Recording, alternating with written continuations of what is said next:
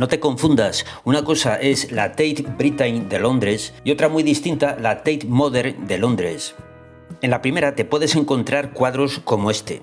Se titula Ovejas perdidas y es obra del pintor inglés del siglo XIX William Holman Hunt. Podemos considerar esta pintura como una obra maestra y por eso está en un museo.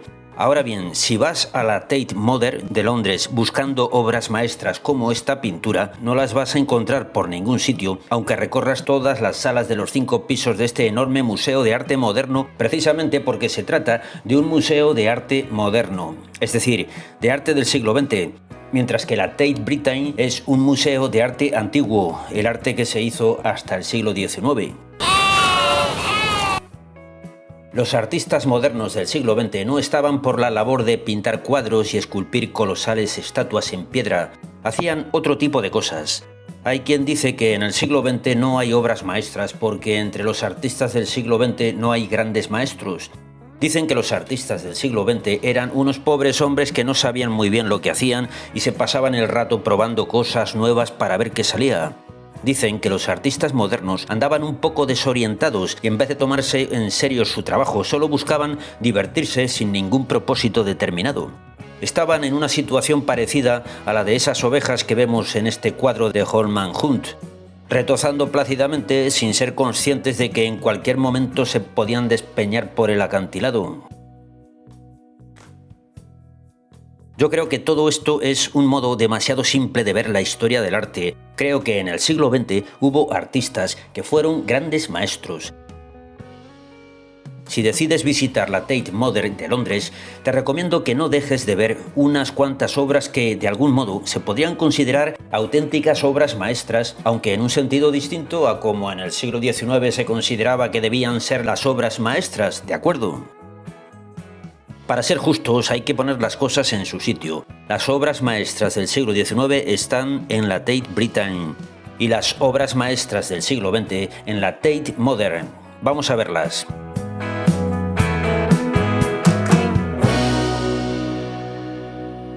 Esta obra se titula Papel en blanco, es de Liu Jianhua.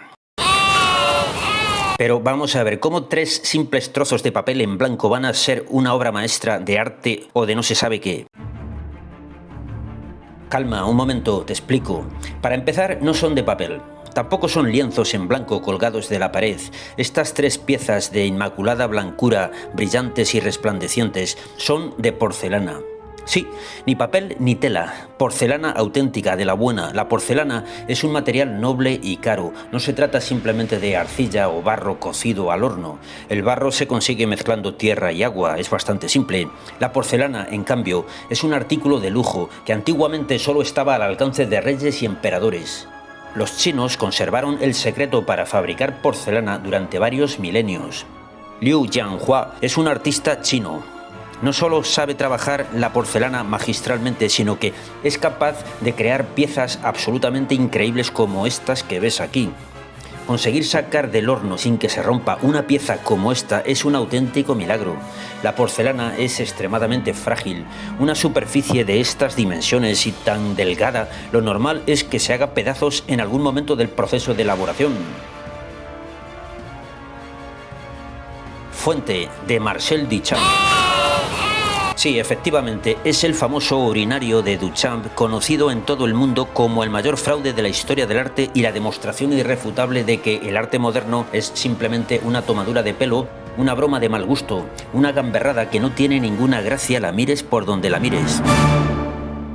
Pues no, te equivocas. El famoso urinario de Duchamp, aquel que en 1917 Duchamp compró en una tienda en Nueva York para presentarlo como si fuera una obra de escultura en una exposición de arte moderno, no es este que ves aquí. Aquel urinario se perdió porque nadie en aquel entonces se preocupó por él, ni el mismo Duchamp.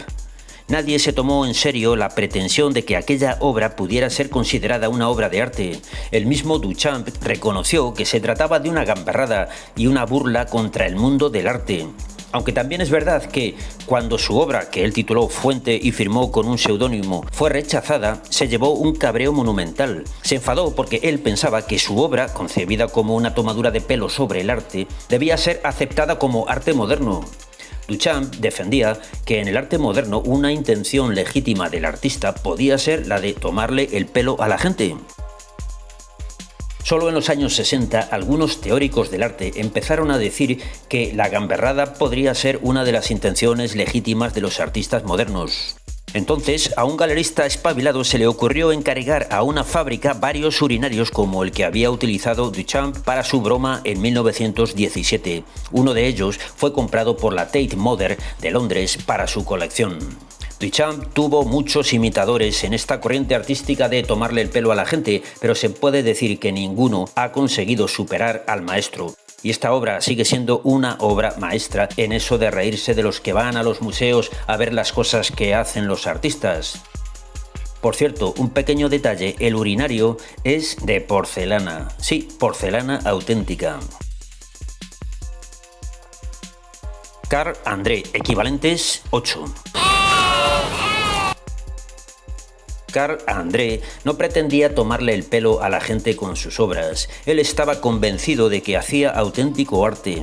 Creía sinceramente en lo que hacía. Creía que el arte abstracto era la única vía posible para los artistas modernos. Muchos como él desde los años 50 creían que solo el arte abstracto era verdaderamente vanguardista, moderno y revolucionario. Una tendencia muy concreta dentro del arte abstracto fue la corriente del minimalismo. Carl André fue un maestro del minimalismo.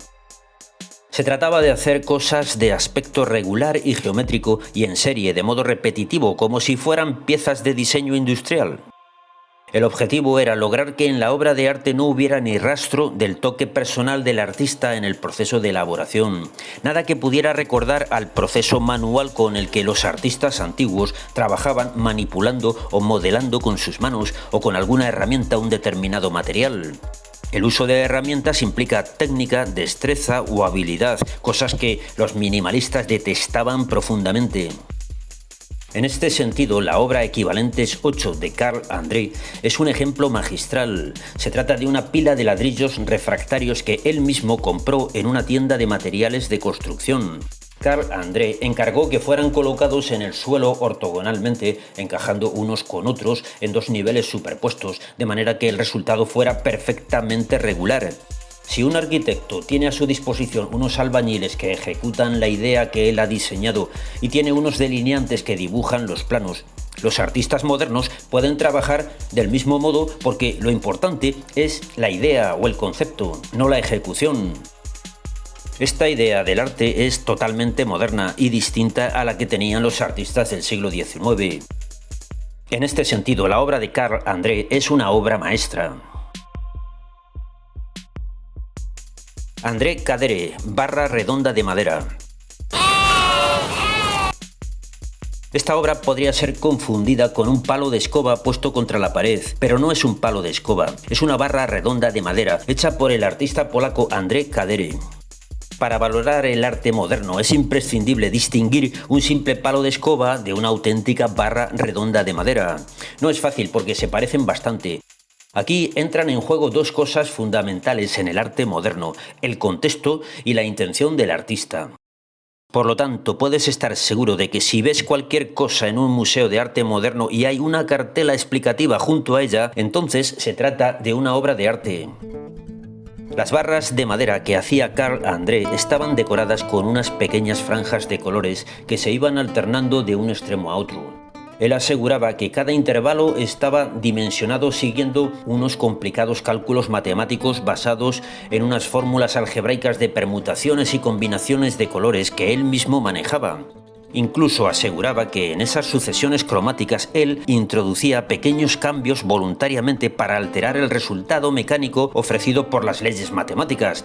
Lo hacía con la intención de que el resultado no tuviera esa perfección mecánica e impersonal propia de la producción industrial, como para que resultara evidente que lo había hecho él, deseando que en su obra de arte hubiera esos fallos, errores o imperfecciones.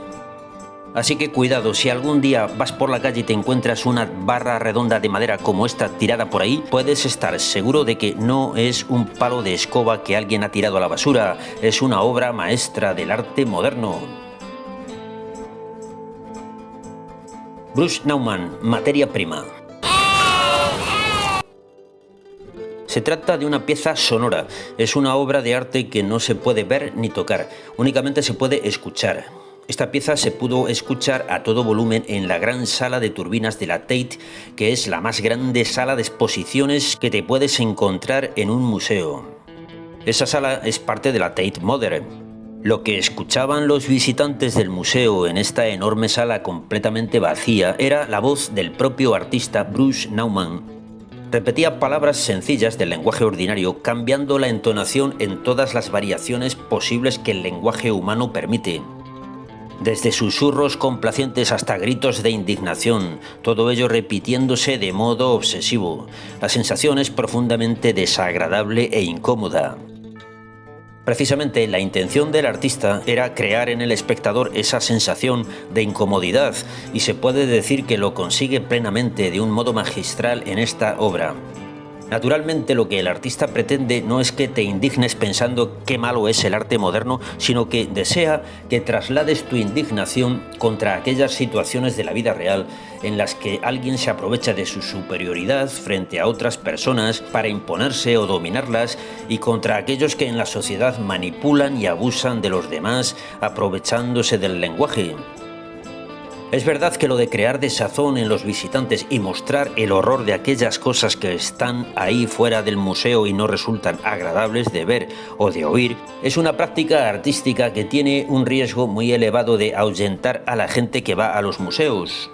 En cualquier caso, está claro que se trata de una obra maestra del arte moderno.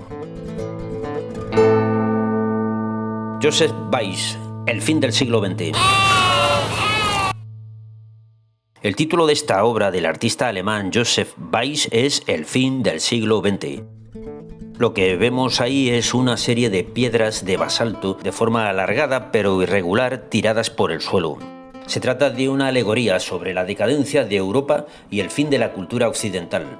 Beuys era un artista conceptual al que le gustaba reflexionar sobre los problemas sociales de su época, denunciando y criticando aquellas situaciones en las que él veía que la conciencia colectiva se había insensibilizado. Joseph Beuys consideraba que la sociedad occidental capitalista caminaba hacia la ruina y creía que su deber como artista era sensibilizar a la gente para que todos adquirieran conciencia de los males presentes en el mundo y de la responsabilidad que todos tenemos ante la historia. En cada una de esas piedras, Joseph Beuys practicó un orificio de forma cónica, rellenó el hueco con arcilla y fieltro y a continuación lo tapó con la base del cono extraído de la roca. Todo esto apenas se percibe a simple vista, permanece oculto a una mirada apresurada. Incluso aunque percibamos el círculo de piedra que tapa el agujero, no podremos conocer lo que hay dentro si no nos lo explica alguien o si no nos proponemos averiguarlo buscando información para documentarnos. Y eso nos llevará un cierto esfuerzo. El fieltro y la arcilla ocultos en la roca son una metáfora de la esperanza en la resurrección. Joseph Beuys quiere expresar que de las ruinas podrá brotar una nueva vida en el futuro a partir de esos elementos ocultos porque tienen el poder de regenerarse y renacer. Cuando Joseph Beuys era un joven piloto combatiendo en la Segunda Guerra Mundial, su avión fue derribado en el frente ruso. Una familia de cosacos que vivían en la estepa recogió su cuerpo inconsciente y lo cuidó, manteniéndolo con vida, con materiales muy rudimentarios y envolviéndolo en fieltro para que se mantuviera el calor. A Joseph Beuys le gustaba reflexionar sobre la cultura, sobre la vida y la muerte y sobre la historia. Pero sobre todo le gustaba hacer reflexionar a la gente sobre esos temas y concebía sus obras de arte con la intención de que quienes las vieran se plantearan preguntas sobre esos temas trascendentales. Andy Warhol, Marilyn. A Andy Warhol los temas trascendentales no le importaban mucho, más bien no le importaban nada. En una ocasión dijo que él era un hombre profundamente superficial. Aunque esa expresión resulta paradójica, es muy cierta y se puede aplicar a todas sus obras de arte. El arte de Andy Warhol es absolutamente superficial. Aquí tienes una de las célebres serigrafías realizadas por este artista estadounidense. Esta obra lleva por título Marilyn y lo que nos ofrece es el sonriente e inconfundible rostro de la famosa estrella de Hollywood Marilyn Monroe. Lo único que pretende este artista es crear cosas chulas y bonitas, estéticamente atractivas, con colores intensos y brillantes, cosas que resulten agradables y nos alegren la vida. Andy Warhol prefería no tomarse las cosas demasiado en serio y no mirar el lado trágico de la vida. Incluso cuando, en vez de utilizar el rostro de Marilyn Monroe para sus serigrafías de colores, utilizaba una imagen de unas calaveras o de una silla eléctrica, lo hacía con el mismo estilo alegre y desenfadado de lo que se dio en llamar el pop art o arte pop. Se puede decir que Andy Warhol era todo lo contrario que Joseph Beuys. Por cierto, este retrato de Joseph Beuys, en el que el artista alemán aparece con una expresión algo angustiada y melancólica, es obra de Andy Warhol. A Andy Warhol le gustaba repetir las imágenes que creaba, porque entendía que parte del atractivo de las cosas buenas y bonitas es que se repiten una y otra vez y nunca se acaban. Andy Warhol quería poner el arte al alcance de las masas populares. Pero no un arte feo, serio y aburrido, sino un arte divertido, espectacular y chispeante. Un arte que servía para maquillar la realidad como la publicidad, como la moda, como la cosmética. Al fin y al cabo, para ver la realidad tal como es, no necesitamos ir a un museo. Andy Warhol fue el gran maestro del pop art. Marcel Brothers, Tratado Lógico-Catalógico. Esta obra se titula así, Tratado Lógico-Catalógico. Es del artista belga Marcel Brothers. Tiene un subtítulo que dice El arte y el arte de vender. Así como Andy Warhol y Joseph Beuys eran sinceros cada uno en su planteamiento, Marcel Brothers era un auténtico cínico. Y además lo reconocía abiertamente desde que empezó su carrera artística. Era un auténtico gamberro que pretendía ganarse la vida aprovechando que el mundo del arte en el siglo XX permitía vender como arte cualquier cosa que se le ocurriera al artista. Y él era un tipo que tenía unas ocurrencias increíbles, de manera que podría ganarse la vida como artista moderno, aunque honestamente consideraba que lo que estaba haciendo era un auténtico fraude. Pero ya dijimos al principio que lo del fraude era una de las opciones válidas en el arte moderno desde los tiempos de Marcel Duchamp. Esta corriente artística nunca dejó de estar presente en el arte moderno y en el arte contemporáneo sigue contando con numerosos partidarios entre los jóvenes artistas que quieren destacar y llamar la atención cueste lo que cueste. Esta obra consiste en un grabado o impresión en negativo del folleto explicativo que se editó en 1972 para una de sus exposiciones. Contiene también el catálogo detallado de cada una de las obras expuestas. Marcel Brothers hizo sobre la plantilla de las planchas de impresión unas cuantas correcciones y tachaduras, de manera que el texto que se reproduce en esta obra no corresponde con los datos exactos de las obras presentadas en la exposición. Se supone que así la broma tiene más gracia. Poner el folleto tal cual habría sido demasiado simple. Lo divertido es confundir y engañar a aquellos que traten de leer el texto escrito pensando que van a encontrar algo que sirva de explicación de la obra. La idea, la intención o el planteamiento es cómo vender más arte, cómo el artista puede vender más obras. Esta obra la compró la Tate Modern para su colección el año 1977. Yoko Ono, Opulencia, I Ching, hexagrama número 14. Por supuesto, no podía faltar en esta selección la inigualable, incalificable e inclasificable artista japonesa Yoko Ono. Esta obra es una reproducción del hexagrama número 14 del libro de los oráculos, que forma parte de una antigua tradición china conocida como I Ching. El hexagrama es el que está a la derecha. A la izquierda está dibujado el ideograma chino que corresponde a la palabra opulencia, fortuna o éxito, que es la idea que representa el hexagrama 14. Esta figura expresa un deseo muy común. Sería algo así como quiero tener suerte en la vida, quiero que las cosas me vayan bien sin tener que hacer daño a nadie, quiero ser bueno y que las cosas me vayan bien. Es un buen deseo, aunque es un deseo que la realidad se encarga enseguida de convertir en algo absolutamente ilusorio. Yoko Ono siempre busca con sus obras de arte contribuir a que la gente mantenga sus ilusiones. Trata de ofrecer consuelo y ánimo, y eso precisamente es lo que la filosofía antigua trataba de ofrecer. y es también lo que todas las religiones tratan de ofrecer a la gente: ánimo y consuelo. Toda la obra de Yoko Ono es un canto a la paz y al amor, un canto a la armonía, a la solidaridad y al buen rollo. Todo esto resulta una visión del mundo un poco hippie o ingenua. En realidad todo el arte moderno tiene algo de esa ingenuidad un poco infantil. Los artistas modernos pensaban que si sus ideas triunfaban, el progreso de la humanidad estaría asegurado. Creían que el arte podría cambiar el mundo. Pero en realidad dar consuelo y ánimo a la gente no es nada fácil.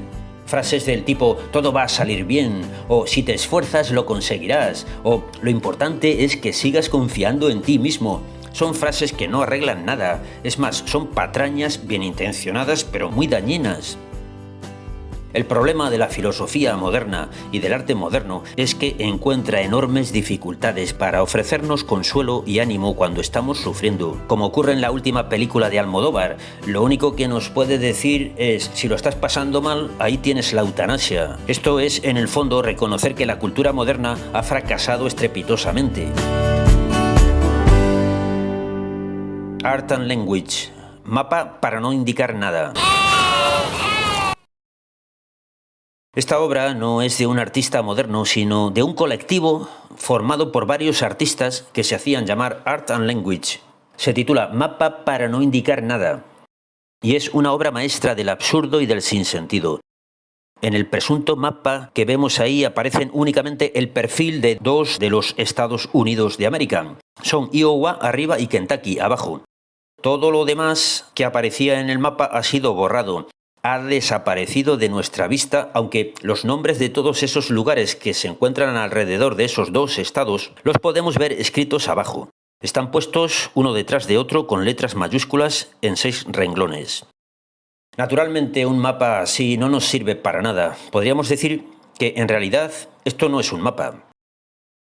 La función de un mapa es poder situarnos y orientarnos. ¿Para qué sirve un mapa que no sirve para nada?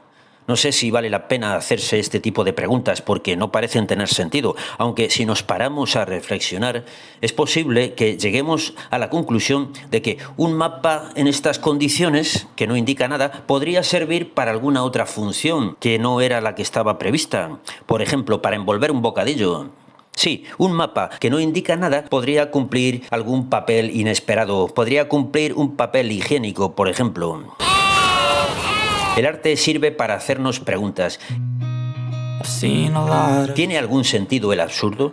¿Cumple alguna función artística el arte moderno? ¿Para qué sirve un arte que no sirve para nada? ¿Pero esto es arte? Yo creo que el arte moderno sirve para que nos hagamos preguntas y por eso es verdadero y auténtico arte.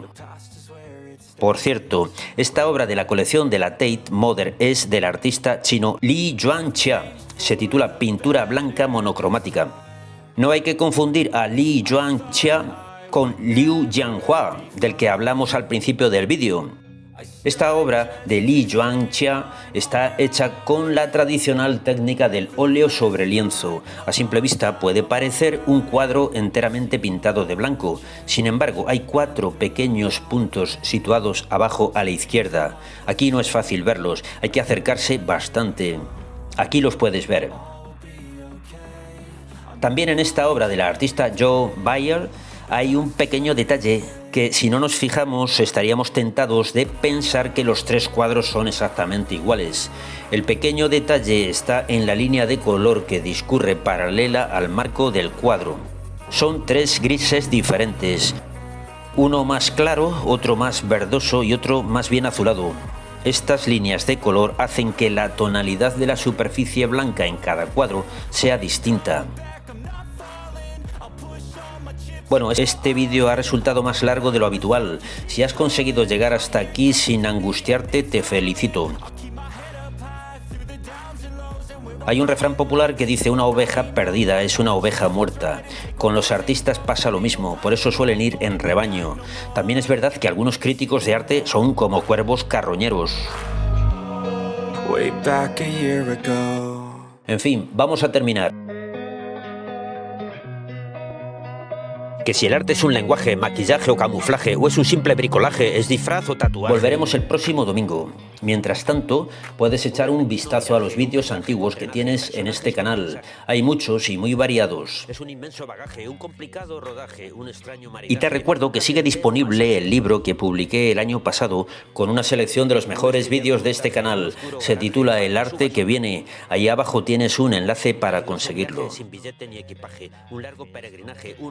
Y nada más por hoy, amigos. No te olvides de poner un me gusta y escribir algún comentario o sugerencia o petición especial para los próximos vídeos de algún tema que te interese. Y suscribirte, por supuesto. Y si ya estás suscrito, a lo mejor te puedes plantear apoyar este canal en mi página de Patreon desde $1 al mes. Hasta el próximo vídeo. Adiós. Un complicado engranaje donde las piezas encajen, dispuestos al abordaje con ilusión y coraje.